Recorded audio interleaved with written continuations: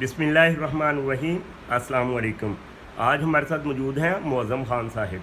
आज हम इनसे एक ऐसा इंटरव्यू करेंगे जिसमें इनकी ज़िंदगी के बारे में जानने की कोशिश करेंगे और आज हम इस इंटरव्यू में इनसे 40 सवाल पूछेंगे।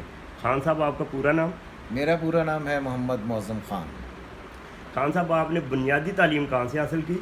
देखिए, मेरी फॉर्मल एजुकेशन जो है वो टोटल तो बीए है। मैंने मैट्रिक किया था, हमारे ताया जान का एक स्कूल था जिसका नाम है ग़ुलाम फ़रीद अल मुजाहिद हाई स्कूल सहारी। ये मैंने मैट्रिक वहाँ से किया। एफ़ए मैंने किया था बागबानपुरा कॉलेज। बीए मैंने किया इस्लामिक कॉलेज सिविल लाइन से। फिर मैं ये जो है कि ये तो मेरी फॉर्मल एजुकेशन हो गई। जो असल में एजुकेशन जिसे मुझे लगता है जो मैंने सीखा वो एस्ट्रोलॉजी है, पामिस्ट्री है। तो इंडिया में बहुत दफ़ा गया हूँ, तो मेरी बेसिक एजुकेशन स्टार्ट हुई थी, तो वो हुई थी AKS Brihaspati, Connaught place, Delhi में है। मेरे वो पहले टीचर थे। फिर घनश्याम जोशी, बॉम्बे, वो मेरे एस्ट्रोलॉजी के अच्छे टीचर थे, मैंने उनसे सीखा। लेकिन ये होता ना, एक आदमी को तलब रहती है कि यार कुछ ऐसा एक्स्ट्रा होना चाहिए जिससे आदमी को लगे कि मैंने कुछ किया है। तो फिर मैं गया नेपाल पढ़ने के लिए। नेपाल में हैं डॉक्टर बालाराम उपाध्याय रेग्मी। मैंने उनसे प्रोफेशनल एजुकेशन ली और वो राजगुरु थे। तो फिर मैंने 3 साल का वहाँ से उनसे डिप्लोमा किया। तो खान साहब, अगर आप अपने आप को बयान करें तो 3 अल्फाज में कैसे बयान करेंगे? देखिए, ये तो बड़ा डिफ़िकल्ट होता है कि कोई भी आदमी अपने आप को किसी भी एंड पर खुद से बयान कर सके। लेकिन आई थिंक कि जब मैं अपने आप को देखता हूँ तो मुझे लगता है लॉयल, फिक्स्ड एंड इरिटेटिंग। तो खान साहब, तालीम के दिन कैसे थे आपके? तालीम में कभी भी मेरी ज़िंदगी में तालीम हासिल करना नहीं अच्छा लगता था मुझे, फ्रैंकली। लेकिन मुझे हमेशा से ये ख्वाहिश थी कि यार एक दिन ऐसा आदमी ज़रूर बनूंगा कि मैं जब जाऊं तो लोग ये देखेंगे वो फ़लाँ आदमी जा रहा है। ये मेरी सबसे बड़ी ख्वाहिश थी। आपको क्या लगता था कि ज़िंदगी कैसी होगी? मुझे लगता था हमेशा से, और आज भी लगता है, कि ज़िंदगी बड़ी रोमांटिक होनी चाहिए। ज़िंदगी में आदमी घूमे फिरे, खाए पिए, ऐश करे। और कुछ खुदा का ऐसा ख़ास कर्म है मुझ पर कि ज़िंदगी हमेशा ऐसी ही रही। पहला इश्क किया है या किया था? अच्छा, मैं आपको ये बताऊँ, बड़ी आपने बड़ा वो जिसे हम कहते हैं ना, बड़ी तार छेड़ी है। मुझे लोग अच्छे लगते हैं, मुझे इंसान अच्छे लगते हैं, इसलिए मुझे बार बार ज़िंदगी में इश्क होता है। ये नहीं है कि लड़कों से या लड़कियों, मुझे लोग अच्छे लगते हैं। तो पहला इश्क जो था मेरा, वो मुझे 13 साल की उम्र में हुआ था, और उसी से ही हुआ था जो आज मेरी बेगम है। खान साहब, ज़िंदगी का सबसे यादगार दिन? शादी करें। ज़िंदगी में आप मोहब्बत पर यकीन रखते हैं? मैं सिर्फ ज़िंदगी में मोहब्बत पर ही यकीन रखता हूँ। क्या आपने कभी इश्क किया? कोई एक किया।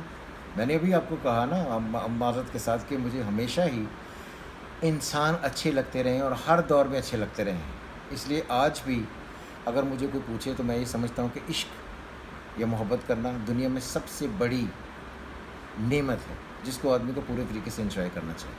खान साहब, आपकी ऑल टाइम फेवरेट शख्सियत कौन सी है? मेरी बेगम। अगर दूसरा जन्म मिले तो क्या बनना चाहेंगे? अगर मुझे दूसरा जन्म मिले तो मैं पहले क्रिकेटर बनना चाहूँगा, उसके बाद फिर एस्ट्रोलॉजर बनना चाहूँगा। खान साहब, म्यूज़िक पसंद है? अगर पसंद है तो कौन सा? मुझे हर वो गाना, हर जो रोमांटिक म्यूज़िक में आता है, मुझे पसंद है। आपको क्या लगता है कि आपको कौन सी अपनी आदत पसंद है?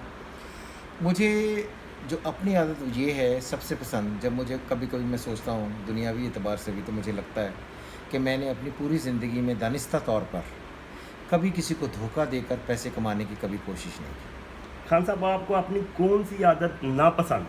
मुझे बहुत शिद्दत से उन तमाम लोगों पर गुस्सा आता है जो पैसा कमाने के लिए नाजायज़ ज़राए इस्तेमाल करते हैं। अगर आपको मौका मिले तो आप खुद की कौन सी चीज़ को बदलना पसंद करेंगे? अगर मुझे ज़िंदगी में मौका मिले कि मैंने खुद को बदलना है, तो मैं अपने आप में से गुस्सा कम करने की कोशिश करूँ। कोई एक बात जो आपको बहुत याद आती हो? देखिए, ज़िंदगी में बहुत सारे लम्हात होते हैं, हर चीज़ इंसान को याद आती है, लेकिन मुझे हमेशा से ये बात रही है कि मुझे जो वालिदैन की खिदमत करनी चाहिए थी, मैंने कोशिशें बहुत की, मगर कभी कभी लगता है कि कम पड़ी वो कोशिशें। कोई एक आदमी जिसके साथ आप दोबारा पूरी ज़िंदगी गुजारना चाहेंगे? दोबारा पूरी ज़िंदगी? हाँ, मैं अपनी बेगम के साथ पूरी ज़िंदगी दोबारा गुजारना चाहूँगा। क्या आप दूसरे जन्म पर यकीन रखते हैं? देखिए, दूसरा जन्म पर मुझे यकीन तो नहीं है फ्रैंकली, मगर मुझे लगता है कि कुछ लोग ऐसे होते हैं जिनका आपसे किसी न किसी जन्म का रिश्ता ज़रूर होता है। खान साहब आपका पसंदीदा लिबास? मुझे टी शर्ट जीन्स। खान साहब आपकी पसंदीदा खुशबू? मुझे ऊद की खुशबू सबसे ज़्यादा पसंद है। अगर आप परफ्यूम पूछ रहे हैं तो आई थिंक इंटेंस ऊद। कोई ऐसी ख्वाहिश जो पूरी ना हुई हो? कहना हज़ारों ख्वाहिशें ऐसी कि हर ख्वाहिश पे दम निकले, लेकिन मुझे हमेशा से ये लगता था कि मुझे ब्रूस ली के साथ रहना चाहिए। उसके साथ गुजारे हुए दिन कुछ ज़्यादा याद रहते। पसंदीदा गाड़ी? मुझे मर्सिडीज़। पसंदीदा अदाकार या अदाकारा? राजेश खन्ना, शर्मिला टैगोर। सबसे पसंदीदा फिल्म? फिल्में तो बहुत सारी पसंद है, मगर मुझे जो इंस्टेंटली इंग्लिश में फिल्म याद आती है that is enter the dragon, और उर्दू में अगर आती है तो आई थिंक अमर प्रेम।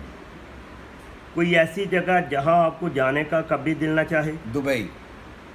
मैं इतनी दफ़ा दुबई गया हूँ कि मैं दुबई सुनते ही मुझे लगता है कि यार यहाँ नहीं जाना चाहिए। अगर दोबारा ज़िंदगी मिले तो किन लोगों से मिलना और साथ रहना चाहेंगे? हाँ, अगर मुझे ज़िंदगी दोबारा मिले और ज़िंदगी मेरे इख्तियार में हो कि मैं किन किन लोगों के साथ रहना चाहूँ, तो मैं रहूँगा राजेश खन्ना, शर्मिला टैगोर, ब्रूस ली, माजिद खान, इमरान खान। आपकी लिखी हुई किताबों में से फेवरेट किताब कौन सी है? मेरी एस्ट्रोकेमिस्ट्री मुझे सबसे ज़्यादा पसंद क्या आपने कभी म्यूज़िक की कोशिश की? है। मुझे ऐसे था कि एक दफ़ा वायलिन सीखने का, नई नई मोहब्बतें फ़िल्म आई थी इस वक्त इंडिया की, तो वायलिन सीखने का मुझे बड़ा शौक़ चढ़ गया। आपका ऑल टाइम फेवरेट स्पोर्ट्समैन कौन सा है? Bruce Lee. आपका पसंदीदा कलर कौन सा है? वाइट। कोई ऐसा काम जिसको करते हुए आप थकते नहीं हैं? मुझे एस्ट्रोलॉजी पढ़ाते हुए कभी थकन नहीं होती। खान साहब पसंदीदा जानवर कौन सा? डॉग, कुत्ता, और वो भी डॉबरमैन स्पेशल। अगर मुझे कुत्ते रखने की इजाज़त हो, मैं सिर्फ डॉबरमैन ब्रीड ही रखूँ और कोई नहीं। आपका कोई एक सबसे पसंदीदा गाना?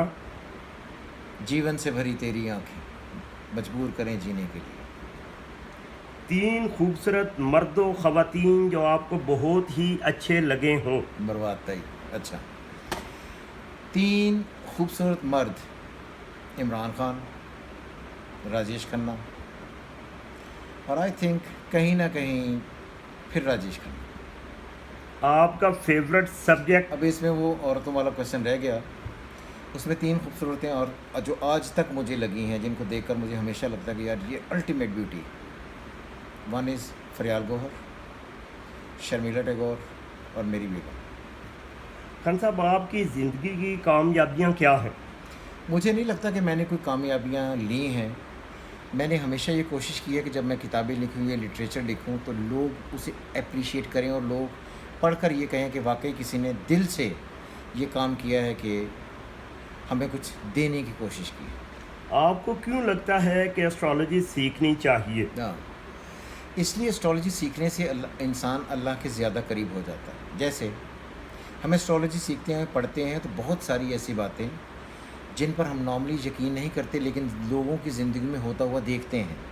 जब हम लोगों की ज़िंदगी में ये सारे अमल होते हुए देखते हैं तो हमें अल्लाह की कुदरत पर यकीन आ जाता है। इसलिए मैं बार बार एक फ़िक्रा कहता हूँ अपने वीडियोज़ में कि एक एस्ट्रोलॉजर अल्लाह की पहले से लिखी हुई तहरीर पढ़ता है। आप लोगों पर तनकीद की जाती है कि आप लोग दूसरों की मुश्किलात का हल बताते हैं। जो असल एस्ट्रोलॉजी है, क्योंकि मैं एस्ट्रोलॉजर हूँ तो इसलिए जो असल एस्ट्रोलॉजी है उसमें किसी की तकदीर या किसी की प्रॉब्लम्स हल करने का कोई कॉन्सेप्ट नहीं है। वो लोग जो ये कॉन्सेप्ट बताते हैं, लोगों की मुश्किलात ठीक करते हैं, वो लोगों को बेसिकली बेवकूफ़ बनाकर उनसे पैसों की खातिर, पैसे ईंटने की खातिर उन्हें ये सारे अमल बताते हैं और वो पैसे छीनते हैं। क्या वाकई नगीने इंसान की तकदीर बदलते हैं? जेम्स में एनर्जी होती है वाइट, वो आपकी फिज़िकली जिसमें होता है फिज़िकलिटी, उसमें एनर्जी तो जनरेट कर सकते हैं, लेकिन कतई तौर पर आपकी कोई भी मुसीबत, कोई मुश्किल, कोई नागहानी सूरत हाल और कोई डिस्ट्रक्शन, तबाही, इसको बिल्कुल ठीक नहीं कर सकते। पामिस्ट्री और एस्ट्रोलॉजी में क्या फ़र्क है और कौन सा इल्म ज़्यादा मालूमात देता है? पहले मैंने 20 साल पामिस्ट्री की और उस पर 4 किताबें लिखी। 10 शनासी तकदीर और साइंस, ख़वातीन की 10 शनासी, फ़लसफ़ा तकदीर और 10 शनासी, फिर एस्ट्रोपामिस्ट्री। खान साहब कुछ आखिर मुझे में क्या मुझे मुझे ये लगता है हमेशा कि पामिस्ट्री, मैं पहले यही समझता था कि पामिस्ट्री बहुत बड़ा इल्म है, लेकिन जब मैंने एस्ट्रोलॉजी सीखी तो तब मुझे लगा कि ये बहुत लिमिटेड नॉलेज है पामिस्ट्री। तो फिर मैं एस्ट्रोलॉजी की तरफ आया, और एस्ट्रोलॉजी के बाद फिर मैंने जब पूरी तरीके से उसको अप्लाई किया तो मुझे लगता है एस्ट्रोलॉजी बड़ा सब्जेक्ट है। कुछ आखिर में कहना चाहेंगे, कोई पैगाम? पैगाम खैर कौन दे सकता है किसी को, लेकिन मैं हमेशा ये कहूँगा कि ज़िंदगी गुजारने के लिए सच्ची राह पर अगर आप चलते रहते हैं तो एक दिन डेफिनेटली आप वो मकाम हासिल कर लेंगे जिसके लिए आप पैदा हुए थे। खान साहब बहुत बहुत शुक्रिया। आपका बहुत शुक्रिया। खुदा हाफिज़।